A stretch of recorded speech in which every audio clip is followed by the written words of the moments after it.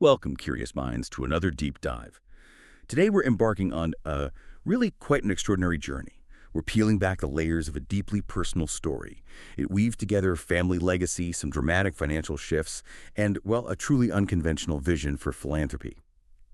We've got a fascinating collection of sources for you today, basically. A first-hand account of one woman's life. It's filled with questions about destiny, wealth, and the profound interplay of cause and effect. And these are all answered with incredible detail from the spiritual traditions she encountered. Our mission, then, is to navigate this really rich narrative. We'll explore the dramatic highs and lows of a life marked by resilience, an unexpected partnership that blossomed from adversity, and ultimately, the deeper principles of karma and generosity that our sources suggest have guided every single step. You'll hear about everything from inherited privilege and, well, its pitfalls, to the surprising power of consistent, selfless good deeds. Indeed. And this deep dive offers a rare glimpse, really, into the intricate connections. The ones that these sources propose exist between our past actions, our present experiences, and even our most deeply held preferences. It's quite fascinating. We're not just looking at what happened, but delving into why it happened, at least according to these specific accounts. It encourages us, to consider the underlying dynamics that shape not only individual lives, but also the world around us. What's particularly interesting here is how seemingly disparate events, how they can be linked by a thread of universal principles as interpreted within the specific framework. So settle in, because we're about to unpack this truly amazing story, a story of a woman, her family, and her remarkable business partner. It offers you a unique lens, I think, through which to view fortune, fate, and altruism. Okay, so our narrator's story kicks off with a rather illustrious beginning, you could say. She was born into what our source describes as a person of noble lineage. That's thanks to a powerful and influential grandfather, Quinn Pitak von Eukorn. He was a court official, high standing, lots of wealth and land, really a pillar of society. But here's where the narrative takes an immediate turn, a sharp one. Despite this esteemed background, her grandmother was consumed by a severe gambling addiction. So engrossing cards, apparently, she chose her habit over her marriage, leading to a painful separation from Quinn Pitak. This abandonment profoundly affected her father. He felt neglected, without his mother's presence, and he turned to alcohol, eventually being disinherited by his own father. It's a really vivid picture of how even in the highest levels of society, personal struggles can just unravel things across generations. Mhm. This initial family history, as it's detailed in our sources, it presents an incredibly complex picture of cause and effect right from the start. If we connect this to the broader principles outlined in the material, well, it powerfully illustrates how deeply personal choices, like the grandmother's gambling, can ripple outwards. They ripple through generations, influencing family dynamics and individuals' path, even when they start from immense privilege. The karmic explanation offered for the grandfather's high status is interesting too. It says he was humble, deeply respectful of Buddhism, and that led to his prosperity. However, his fierce nature, also mentioned, is said to have led him to be reborn as a high-ranking yaksha, which, for context, is often understood as a powerful nature spirit in various Buddhist traditions. Now, the grandmother's fate, as tragically detailed in the source, it's attributed to specific past actions, things like burning rice straw and killing small animals. These actions, the source claims, led her to contract tuberculosis in this life, and after death to a truly severe fate in a subhell of the sixth great hell, where she's cut with sharp iron cards. This really vivid and specific description from the source, it makes you wonder, doesn't it?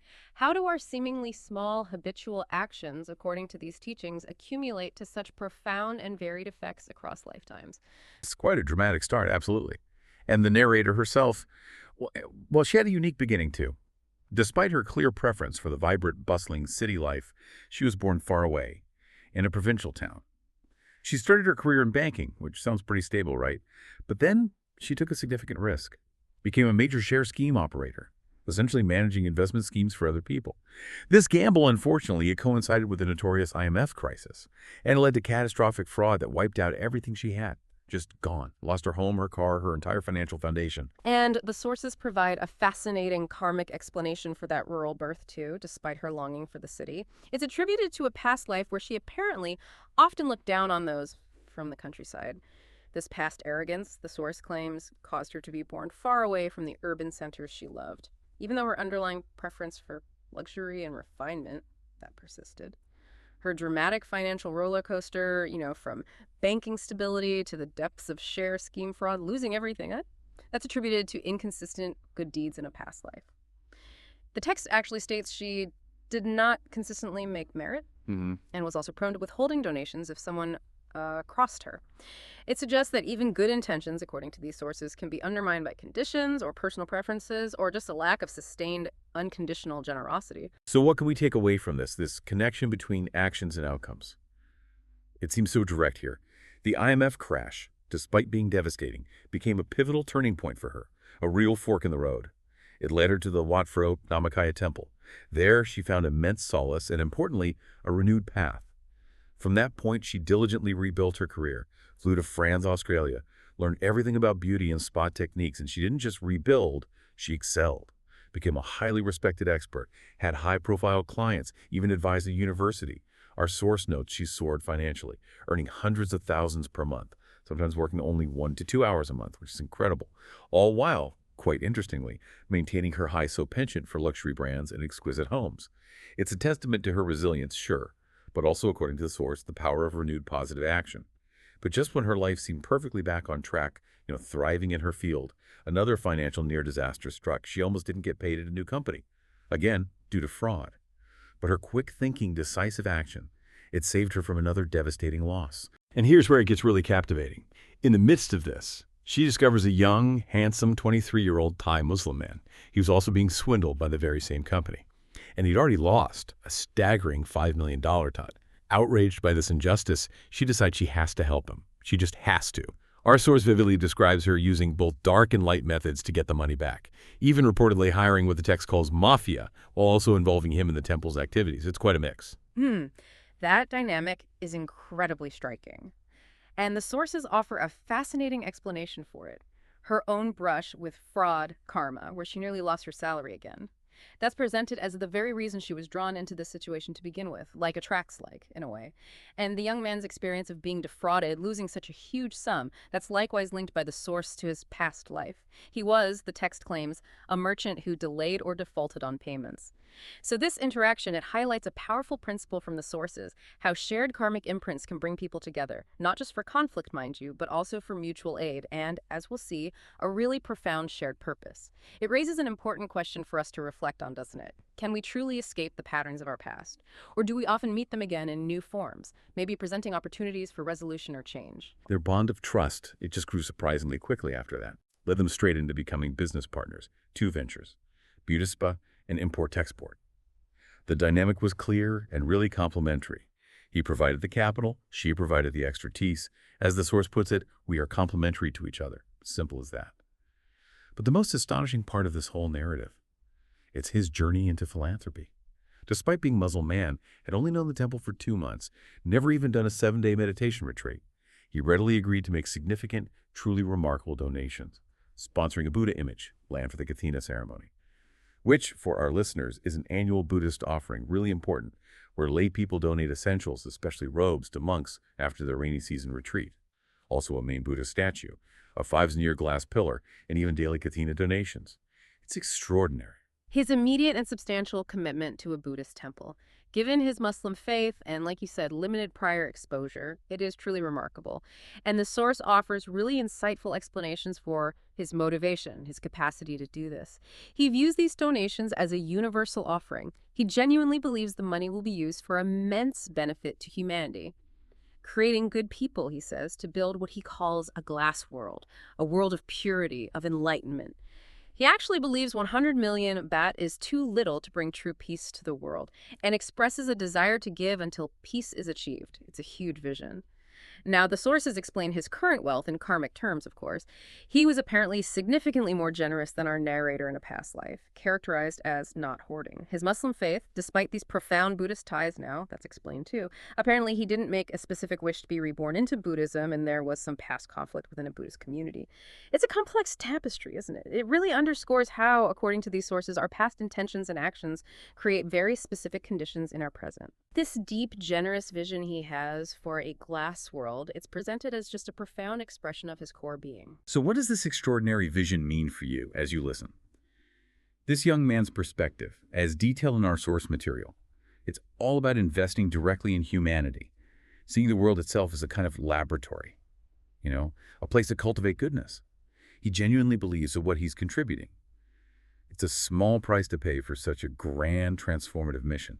The source describes his heart as akin to that of a bodhisattva, which in Buddhist tradition is a being deeply committed to the enlightenment of all beings. Understanding that true wealth isn't for personal accumulation, but for creating global peace. It's a powerful redefinition, really, of what true prosperity means. Let's try and connect this remarkable partnership back to some broader principles. The universal ones our sources keep highlighting. Our narrator, despite her incredible expertise, her resilience. She often struggled with consistent wealth, couldn't she? Her partner, conversely, had significant capital but needed her unique skills. This perfectly complementary relationship.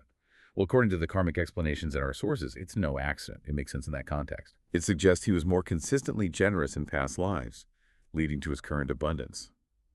While her love for beauty and aesthetics, which was key to her spa success, that also stemmed from past life inclinations. Yes, this provides a powerful illustration of that principle of complementary strengths and these deeply ingrained karmic imprints.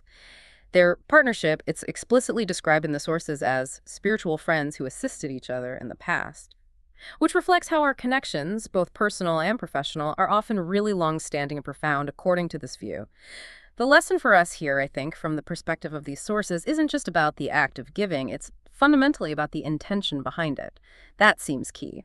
The narrator's past habit of hoarding or giving conditionally, as the source explains it, that led to her stuck or inconsistent wealth, while his unreserved, consistent giving led to his current abundance. It raises an important question. How does the purity, the consistency of our intention, according to these teachings, truly amplify the results of our actions, both for ourselves and, well, for the world around us? That's a profound point. And what about her speaking ability? Our sources mention that specifically.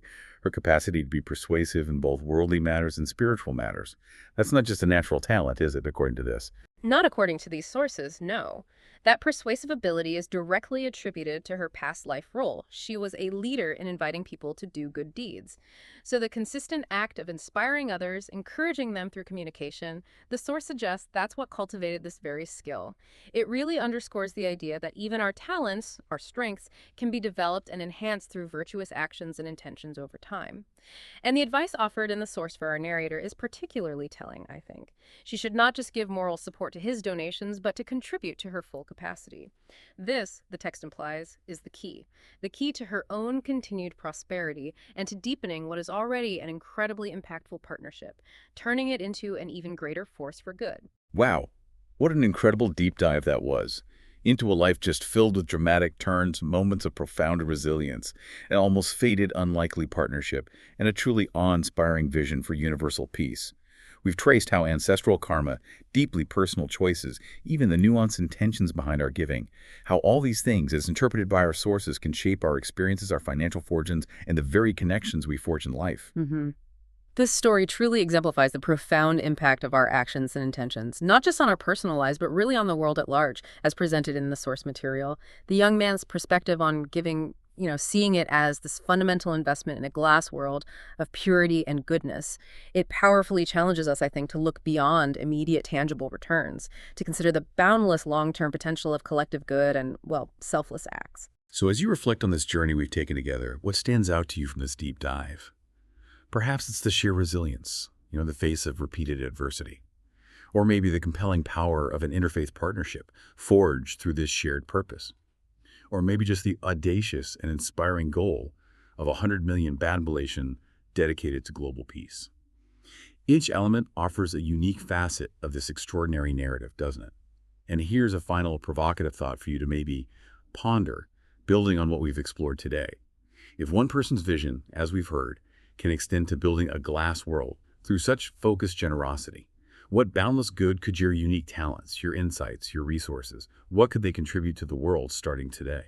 What does peace for the world truly mean for you personally, and what small action or maybe large action might you take to contribute to it, even if it feels like just a drop in a grand ocean of effort? Indeed. And considering the universal nature of genuine generosity as it's outlined in these sources, how might a focused, consistent intention to do good, one that's free from personal conditions or attachment, how might that not only transform your own life through those ripple effects of positive karma, but also through that same ripple effect, contribute to the greater good of humanity and the vision of a more well-enlightened world? Thank you for joining us on this deep dive. We hope this exploration has offered you some surprising facts, some profound insights, and plenty of food for thought as you consider the intricate dance between action, intention, and destiny.